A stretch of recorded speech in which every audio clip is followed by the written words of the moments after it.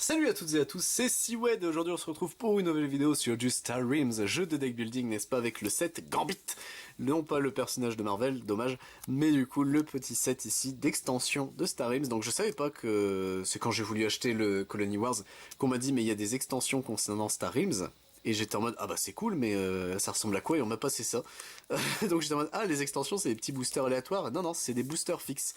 Donc alors que votre ennemi pense que la victoire est à sa portée, un dernier mouvement peut transformer une cuisante défaite en un triomphe. Contient 20 cartes. 13 cartes Gambit qui donnent aux joueurs des capacités spéciales qu'ils peuvent déclencher pendant la partie. 3 cartes croiseurs mercenaires qui peuvent agir en tant qu'alliés pour n'importe quelle faction. 2 cartes défi solo permettant de jouer en solitaire. 2 cartes défi coop. Faites équipe avec vos amis pour battre les pirates de l'étoile noire ou la mortelle Némésis. Développement par Monsieur Darwin Castle, conception graphique Vito Gesualdi et Kyle Dutton, donc on a enfin leur nom. Extension conçue pour le jeu de deck building Star Realms. Du coup non, c'est bien un truc qui est fait, alors 2019, sorti bien tard cette extension là, mais du coup c'est basiquement juste une petite extension en plus qui se présente sous la forme d'un booster, et c'est des boosters fixes, donc on a 20 cartes et point barre, c'est déjà préfixé. Donc messieurs dames, perdons pas plus de temps, je suppose, ouais ça reste des boosters classiques donc il faut les dépioter comme des vrais boosters, tac, voilà. Alors est-ce que j'ai réussi ou pas? Non, j'ai l'impression que j'ai chié now. Ah, attendez, peut-être pas en fait. Non, c'est bon, je crois que ça a l'air suffisant ce que j'ai fait. Ok, ça c'est bon. Voilà, veux-tu bien continuer s'il te plaît? Oui, c'est bon. Ok, hop là. Tac, voilà, on a nos cartes qui sont à l'intérieur. Est-ce que je vais réussir à les sortir? Ça, c'est une autre question. Oui, j'ai réussi, et j'ai tout réussi d'un coup, ok. Eh ben écoutez, messieurs, dames, hop, ça c'est bon, on va pouvoir se découvrir l'extension en elle-même. Donc est-ce qu'il y a des différences? Ah oui, il y a des différences, et concernant ces trucs-là, bonne question. Pourquoi il y a ça? On va bien voir. Hop, et du coup nous avons la Némésis ici, elle est sacrément stylée. Donc c'est un défi coop. Chaque joueur défausse 2 cartes pour le commerce, 50, hein, 50 fois joueur, comment ça? Qu'est-ce que ça veut dire? Chaque joueur prend une carte de sa main au hasard. Ah non, c'est 50 fois le nombre de joueurs, sa dévotion, d'accord. Chaque joueur prend une carte de sa main au hasard et la place au sommet de son deck. Pour chaque joueur, Nemesis détruit une base ciblée ou gagne 3 de puissance, ok. Pour chaque joueur, Nemesis gagne 5 de...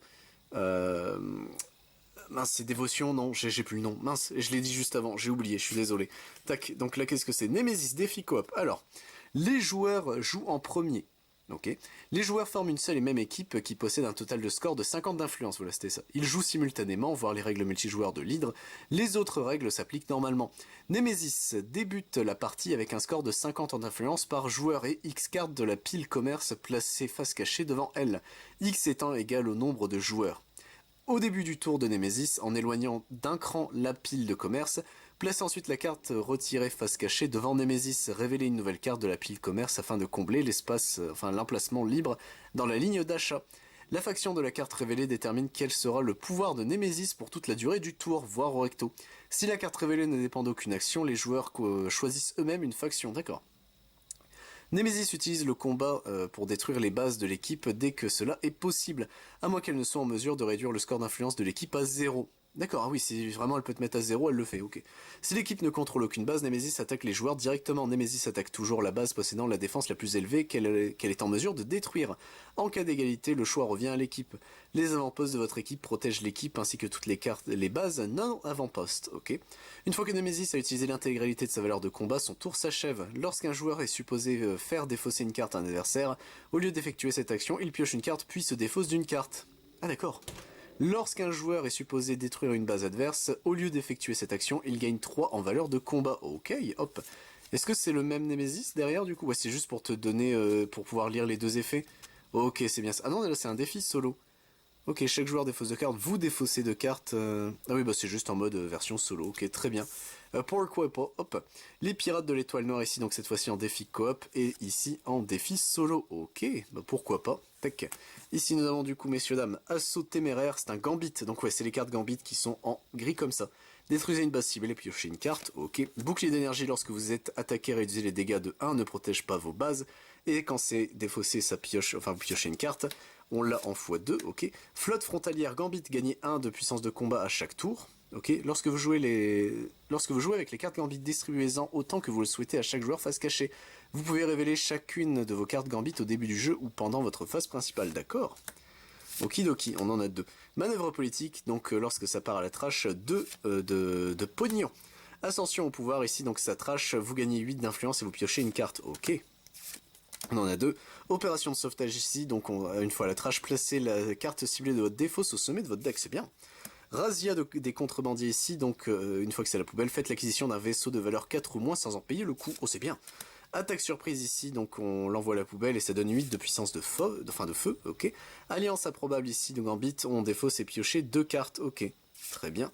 Gambit sauvage ici, donc on peut payer une fois la trash X d'argent.